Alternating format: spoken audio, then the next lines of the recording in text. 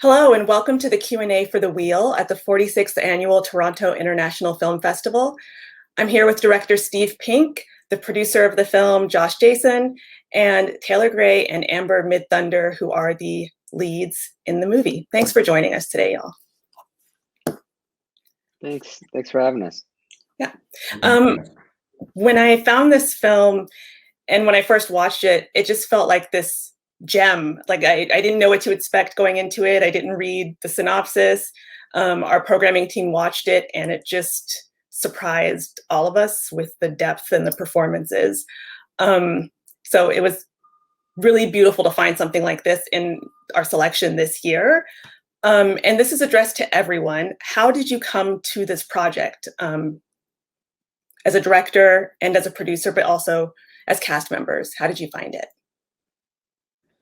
So Josh and I work in commercial production together, and we were working on a commercial. And we've been working on commercials, over time, and we started talking creatively about the things we were interested in doing. And one day he presented me the script by Trent Atkinson, and I was so amazed by it. I think. Primarily because some of the things that you're saying about it, it was this gem. You're starting this story. You jump in with these characters at the height of this crisis in their relationship, and you're kind of rushed into a journey with them quickly. And you can either jump out at the point in which you realize that they're in this kind of heightened state of trouble, or you can stay with them. And I stayed with them, and then of course they go up to to the woods, and they meet this couple in their mid-30s who seemingly in their relationship are confident. They've had a certain amount of life experience. They've had kind of nuanced relationships in the past, good and bad, and so they feel really confident about where their relationship is, and seemingly like whatever, devoid of any trouble or crisis in the relationship. So I was just kind of amazed by all the dynamics happening in the movie and the story, and was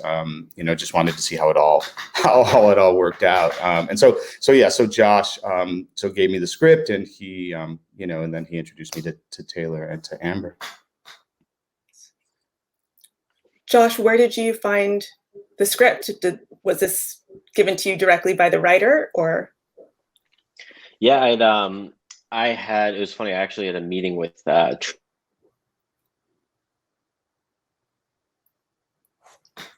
no. So he had a meeting with Trent. I'm not sure what happened from there, but we lost him. Yeah.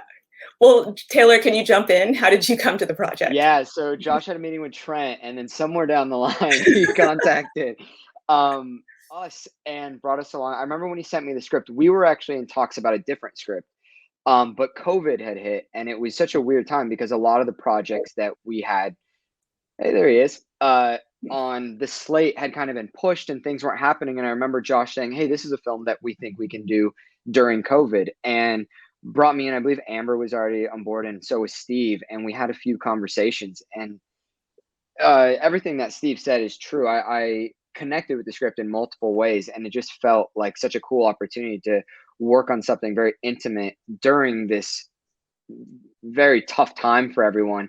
And we went up there and we made this film, and it was such a joy to make. Josh, do you want to pick up where you left off? Amber, go first. Did he say I should go first? Oh, Amber. Yeah. Okay. Yeah, I knew Trent already, and I read the script quite a while before shooting it was ever an option or a conversation, and certainly before me being in it was even a consideration. I read it, and I remember being like, well, this is great. Like, some actress is going to have so much fun doing this movie, because I just thought it was really good. Like, it is so, it's like we're saying, it's very intimate, and hopefully it's very honest. And there's something really special to me about like just watching people be people together, and just seeing relationship and interaction.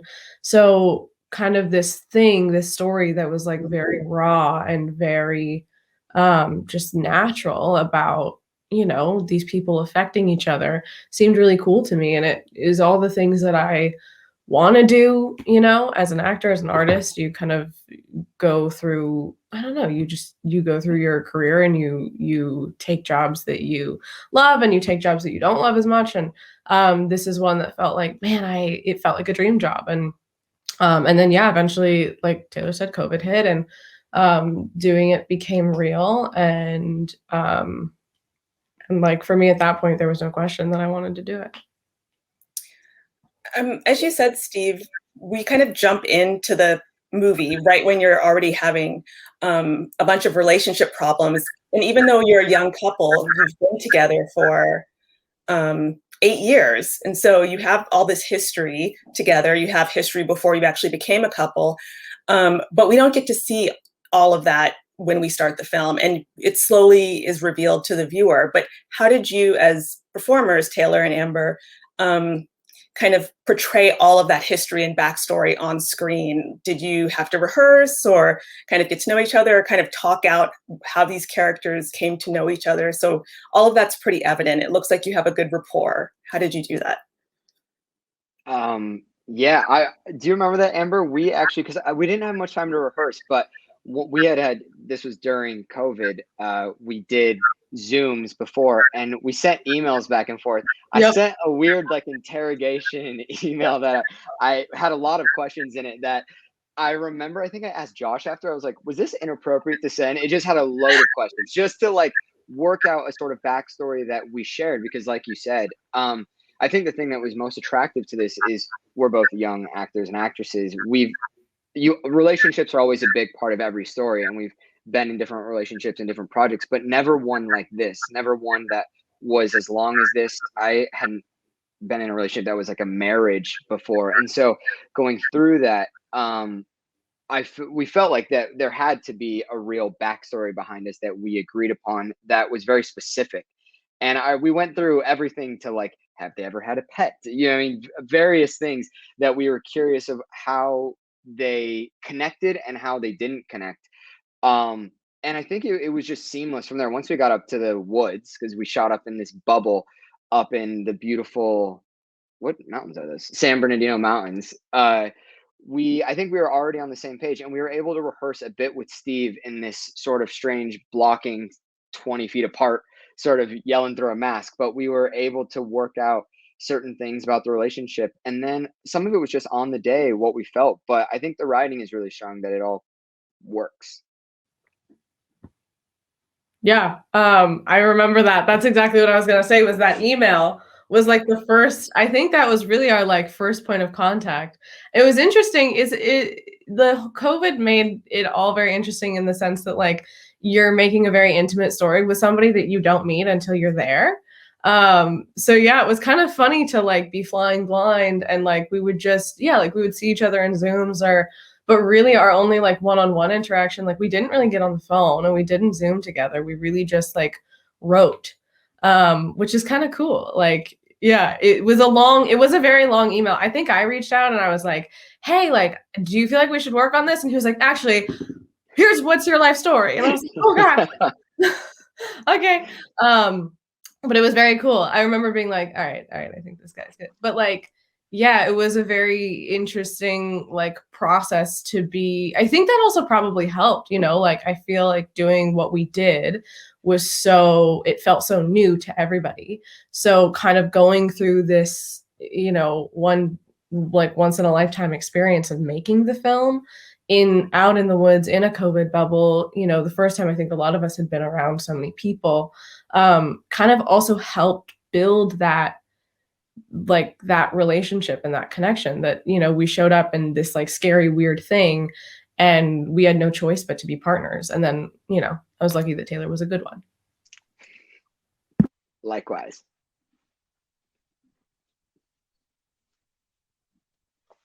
Oh, I think someone's muted.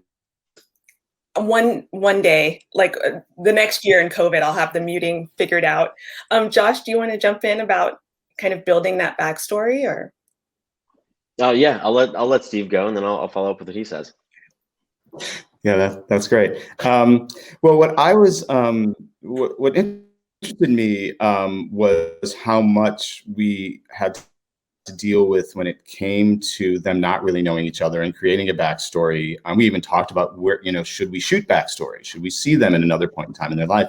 And what I really loved about working with Amber and Taylor is they imbued so much of knowing who each other was or are, but also not knowing. Like they're at a point in the relationship where they have to kind of accept that everything they think they know about that person or the other person has changed.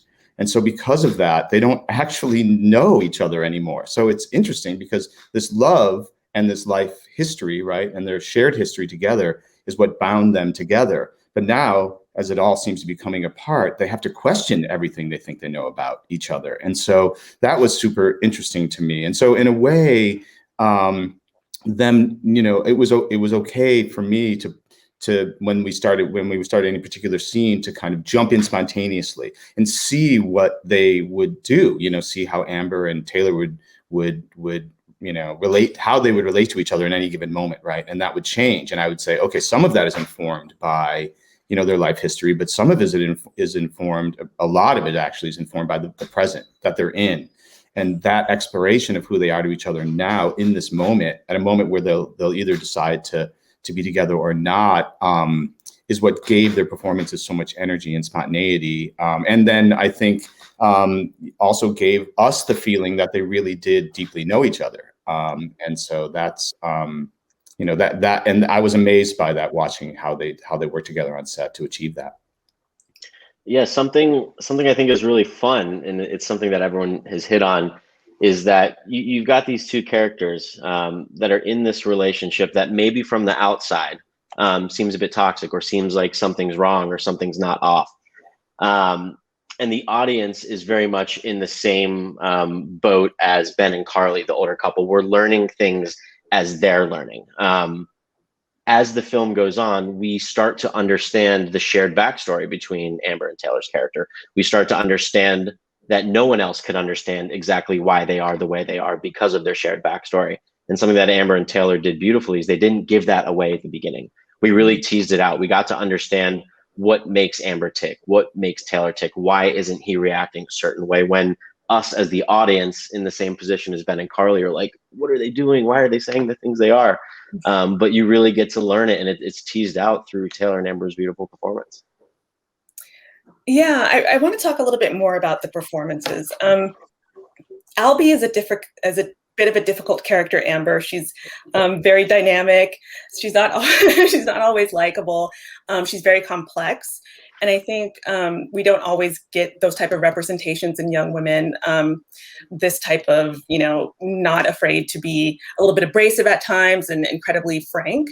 And so, how did you develop that character? She always remains sympathetic and understandable, even when she's being difficult. How did you bring all of that together? And did you have to go to places that you maybe weren't comfortable with and push yourself a bit? I definitely felt pushed, for sure, in a lot of ways, not in any bad ones, but I definitely felt like challenged and expanded because, this story and this character is very, it's just very exposed. And I think there's not a whole lot to hide behind as an actor. And that's very exciting. And that's also very intimidating. So that was cool. And I think, first of all, thank you. Because that is the hope, right? With a character like this, is that there's levels and dimensions and not just like, oh, she's grumpy. But I feel like a lot of that was intention and thought and conversation. And it was a lot of me talking with Steve, and Steve being really like, my guy and watching out for me. And we would talk about it. Like we would just pull scenes apart. We would talk so long about like, well, what does this mean? And if it goes like this, how does it, how does it inform what's happening? Like that was actually a very cool part of our filmmaking process, was it was very collaborative. Like we were all really on the same team and we all had the same goal, which is like to make a good movie and to make something that we were proud of. And so it was a lot of that. But Albee is, she's like, and that's the other thing, is you don't learn about her for a while. And I think all the things that I had in my head you kind of never learn, which is, to me, is also very exciting. But yeah, she's a challenging person to interact with or to be.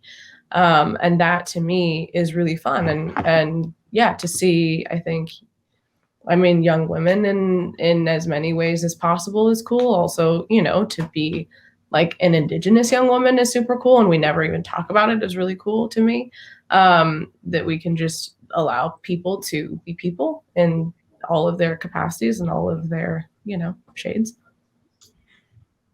Oh, Steve, you wanted to say something?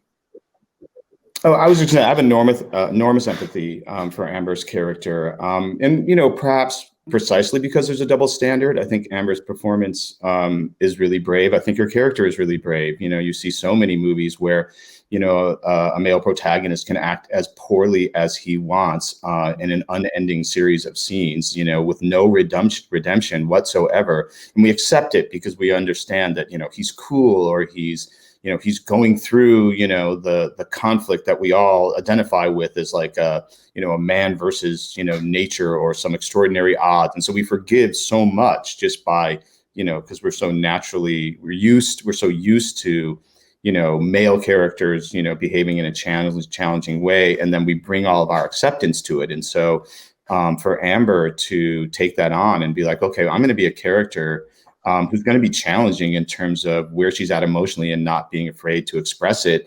And those things are difficult to express. And by the way, the other thing is that she's not always wrong. She can be quite right, even if the context even if the way in which she's delivering, her feelings, or the way she's expressing what she wants to say is difficult for everyone around her. She's not always entirely wrong. She has a closeness to the truth. Even though she's at sea emotionally. And I thought Amber, handled all that stuff beautifully, as we told the story. And that was really important for us in telling the story as well. Steve, I think you've been in the industry for a while, and people would be familiar with your work as a writer and director. I think superficially, it seems like this is a bit tonally different than some of the other things that you've done. I mean, do you agree with that? And if so, do you think there's a through line from those previous works and The Wheels, or something that carries over and connects those two parts of your work? Well, yes. I mean, if you've seen Hot Tub Time Machine, you wouldn't actually peg me as a director for this movie, as the director for this movie. But yeah, I mean, the opportunity that I was given, and these actors and Josh to trust me to be and work in this tone, I'm very grateful for. I wouldn't necessarily, despite my experience, expect anyone to trust that I could handle this tone. And of course, I didn't let them know at any point that I had no idea what I was doing, so that helped. But I think. Yeah, I mean, yeah, this is very different tonally. There are some, I think the one through line for me is empathy. Like when you're working in comedy, as I have for so long, the comedies that, I've done and the writing that I've done over the years, I've always been interested in empathy for character. And especially in comedies, if you have outrageous circumstances and you actually don't care about the people in them, it becomes exhausting really quickly. Like, just watch a comedy where you don't care about anyone and you last about 15 minutes because you don't care about the wackiness or extraordinary circumstances or ridiculous circumstances the characters have placed themselves in, right? You have to have that kind of core empathy. And so I start there, I started there with this movie. It's like, what, I had so much empathy and compassion for these characters. And so, I was like, okay, we have the circumstances of the story. And then through that, I want to, engage with these characters and love these characters and be rooting for these characters in the way I would in any other genre that I work in. So in that way, it was something that I could, before, I cried myself to sleep because I had no idea what I was doing, I would, take solace in the fact that as long as I, kind of went back to character and was, super interested in their journey, and then would bring those questions to Amber and to Taylor every day and say, okay, who are these characters and where are we going with them, and how will they end up, and what story do we want to tell? Then I felt the most comfortable. So, yeah. It really does feel like the perfect movie for this moment. It's so intimate and so honest. And so relatable. And I think we're kind of all in this together right now. And this is the film that a lot of people will be able to relate to and really need to see. So thank you very much for being with us and talking about how you made the film and your performances. And I hope everybody enjoys The Wheel. Thanks, you guys.